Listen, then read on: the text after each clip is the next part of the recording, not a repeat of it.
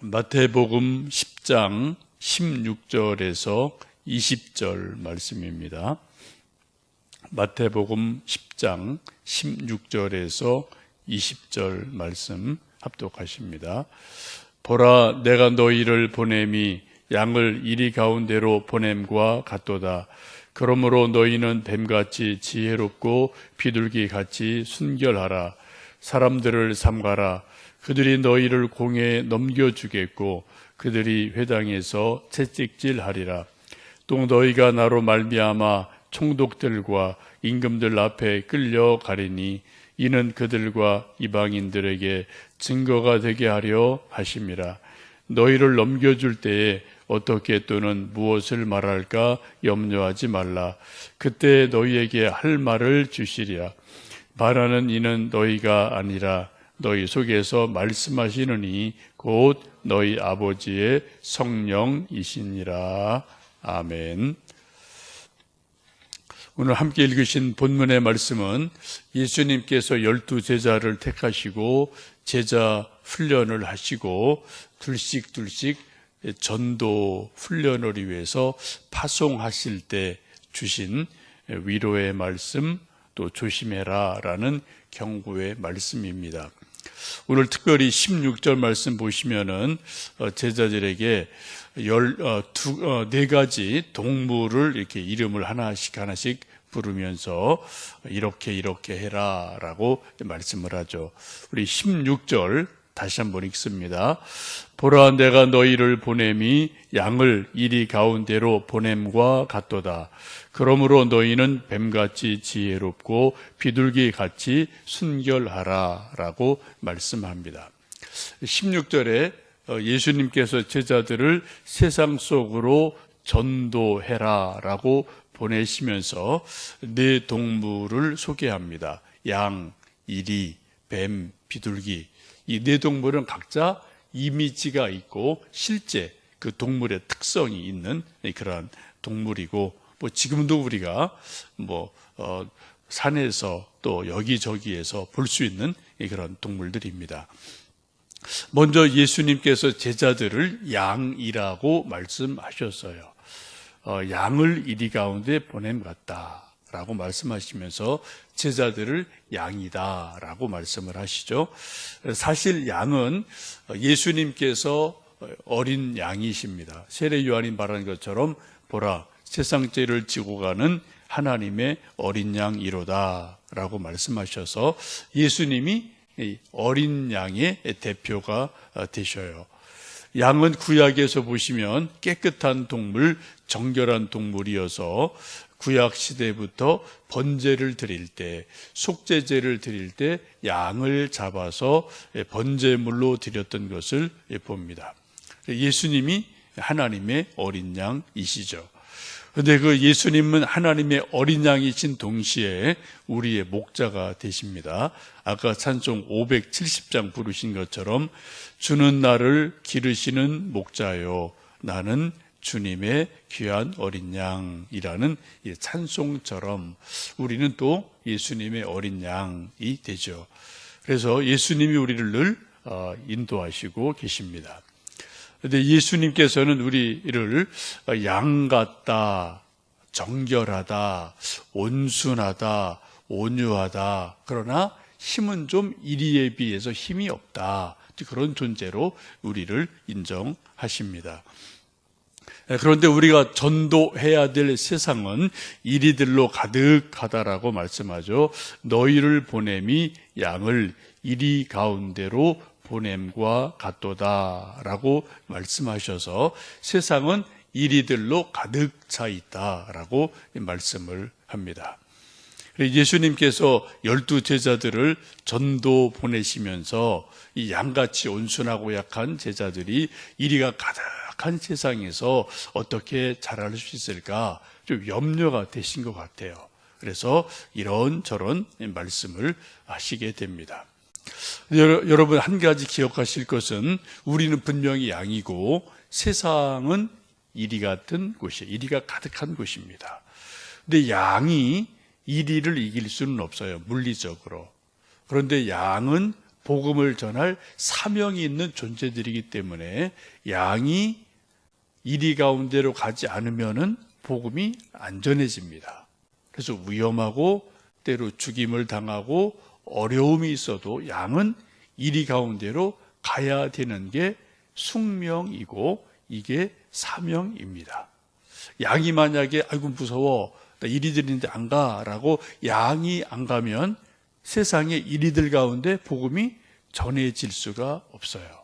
그래서 위험하지만 우리 양들은 언제든지 이리 가운데로 가야만 됩니다.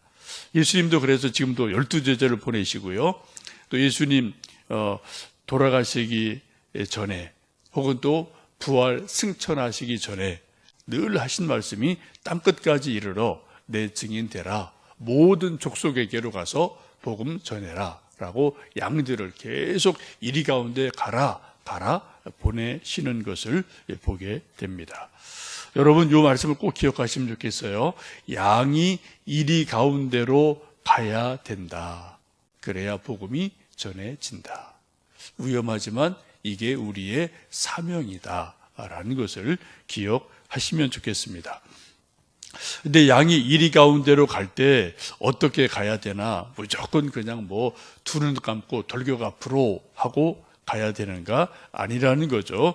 오늘 16절 말씀 보시면은 너희는 뱀같이 지혜롭고 비둘기같이 순결해라 라고 말씀합니다. 양이 이리 가운데 갈 때 두 가지를 꼭 기억하라는 것이죠. 뱀같이 지혜롭게 해라, 비둘기같이 순결해라 라고 말씀합니다. 이 말씀은 참 우리가 흔히 하는 말인데도 이해하기가 좀 쉽지 않은 깊은 영적 의미가 있는 말씀입니다. 먼저 뱀처럼 지혜로워라 라는 말씀이 무슨 뜻일까요? 이것은 사탄처럼 되라, 뱀같이 교활해라, 두말해라 그런 거는 아니죠. 뱀은 두 혀가 있으니까요. 그 뜻은 사탄의 전략을 알아라, 사탄의 꾀를 알아라, 그런 것으로 보시면 좋겠습니다. 전도는 영적 전쟁입니다. 또 실제 전쟁이에요. 전도하다가 선교하다가 지금도 아프리카 가면은 선교합니다. 우리나라도 수많은 선교사들이 130년 전에 이 땅에 전도하러 왔다가 수많은 선교사들 순교했어요. 그래서 많이 죽었어요. 실제 전쟁이고 영적 전쟁이죠. 그래 사느냐 죽느냐 문제이기 때문에 무조건 돌격 앞으로 이렇게 할 수는 없다는 거예요. 그래서 전도할 때 선교할 때 뭔가 지혜롭게 잘 해야 된다. 사탄의 전략을 알아야 된다라는 뜻입니다. 전쟁에서 가장 지혜로운 전쟁은 싸우지 않고 이기는 겁니다. 싸워서 이기는 것도 좋아요. 그러나 싸우지 않고 이기는 것은 더 좋은 방법입니다. 그래 옛날에서 하는 말이 지피지기면 백전불태다. 나를 알고 적을 알면 100번 싸워도 지지 않는다. 그런 말이 있지 않습니까? 그래 뱀처럼 지혜로워서 사탄의 전략을 알고 더 효과적으로 탁월하게 잘 준비하고 대처해라. 그러한 뜻으로 보시면 좋겠습니다. 우리가 하나님을 믿는다고 믿습니다 하고 그냥 하룻강아지 범무서운 줄 모르고 막 달려들면 이리 같은 세상에서 사람들에게 우리가 오히려 상처받을 때가 있어요. 그들을 잘 이해하고 그들보다 더 지혜롭게 더 효과적으로 전도를 해야 된다는 거죠. 그래서 선교사들도 보면은요, 무조건 가지 않고요, 어떤 태국을 가든 아프리카를 가든 어디를 가든 가면은 미리미리 가야 될 곳에 연구를 합니다. 그래요. 말도 배워야 되죠. 음식 배워야 되죠. 거기 문화 배워야 되죠. 또 거기 그 지역에 꼭 필요한 게 뭔가를 배우거든요.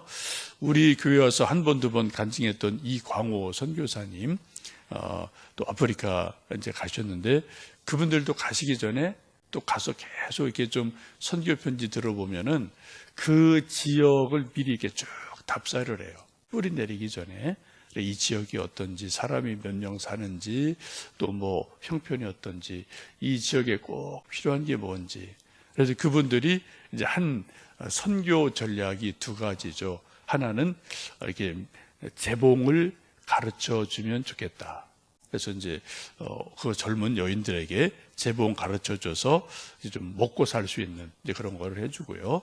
또 고아 아이들이 의외로 많아서 고아원을 짓는 것. 이 두 가지가 중요한 선교 전략이거든요. 그래서 재봉틀 만들어서 재봉 가르쳐 주고, 옷 만들어서 팔게 해주고, 그래 먹고 살게 해주고, 또 고아원들 모아서 애들 길러서 장차 하나님의 일꾼으로 새싹들을 키우고, 이런 일을 이렇게 잘 하면서 이제 그 동네에서, 지역에서 인정을 받고, 그러니까 전도가 잘 효과적으로 되게 되죠. 그래, 우리도 뭐 해외에서 선교를 하든, 뭐 동네에서, 집에서 가족 간에 전도를 하든, 나름대로 전략, 지혜로운 그런 것들이 필요하죠. 무조건 교회 가자 뭐 이런다고 애들이 요즘 뭐 따라오는 거 아니기 때문에 아이들의 마음을 열 수 있도록 뭐 좀 말도 좀 잘 해줘야 되고요. 때로 그들의 필요를 채워줘야 되고, 여러 가지 이렇게 잘 권면해야 됩니다. 뭐 사형리로 전도하든, 백지전도법을 하든, 행복 모임을 하든 우리가 기도하고 지혜롭게 해야 된다. 뱀같이 지혜롭게 우리가 나갈 때 이리를 이길 수 있다라고 말씀을 합니다. 두 번째는 뱀 같은 지혜만 있어서는 승리할 수 없다는 거죠. 비둘기같이 순결해야 합니다. 우리 사람들이, 믿는 이들이 전도 대상자들에게 인정받으려면 비둘기 같은 성품, 순결함이 있을 때 인정받습니다. 예수님 믿는 사람이 꾀도 많고 말도 잘하고 이거저거 잘하는데 깍쟁이 같다. 그러면 전도하기가 힘들어요. 그죠? 예수님 믿는 사람들은 어때요? 조금 가끔 손해 봐줘야 되고요. 알면서도 져줘야 되고요. 그리고 또 뭐 물건 깎는 것도 좀 안 해야 되고요. 이런 것들이 있을 때 전도가 됩니다. 그래서 진실함, 순결함, 순전함이 있을 때 전도가 되죠. 한마디로 예수님 믿는 사람들은 전도 대상자나 세상 사람들한테 참 저 사람 좋아, 저분 참 좋아 라는 말을 일반적으로 들어야 됩니다.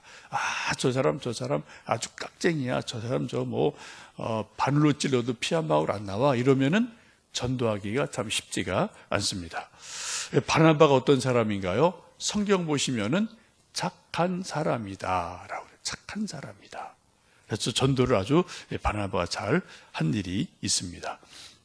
또 비둘기는 성령의 상징이 되죠. 그래서 성령의 능력을 입고 성령의 은사를 받고 9가지 성품 열매를 맺어서 사랑, 희락, 화평, 오래 참음, 자비, 양선, 충성, 온유, 절제, 이러한 정말 예수님의 성품을 가진 진실함이 있을 때 저 사람한테 뭔가 있구나. 또 이런 것 때문에 전도의 문이 열릴 수가 있습니다. 오늘 여러분 함께 읽으셨던 말씀, 마태복음 10장 16절 말씀, 아주 짧은데 엄청 깊이 있는 말씀들이 있습니다. 다시 한번 16절 말씀 읽어보시겠습니다. 보라, 내가 너희를 보냄이 양을 이리 가운데로 보냄과 같도다. 그러므로 너희는 뱀같이 지혜롭고 비둘기같이 순결하라. 이것은 예수님께서 12 제자에게 하신 말씀이고, 또 오늘 21세기를 사는 우리들에게도 하시는 동일한 말씀입니다. 오늘도 우리가 하루하루 살아가며 양이 이리 가운데로 보내지는 것 같은 삶을 오늘도 사는데, 뱀같이 지혜롭게 비둘기같이 순결하게 살아가셔서 또 주님의 뜻을 이루는 복된 하루 되시기를 주님의 이름으로 축복합니다. 함께 기도하겠습니다.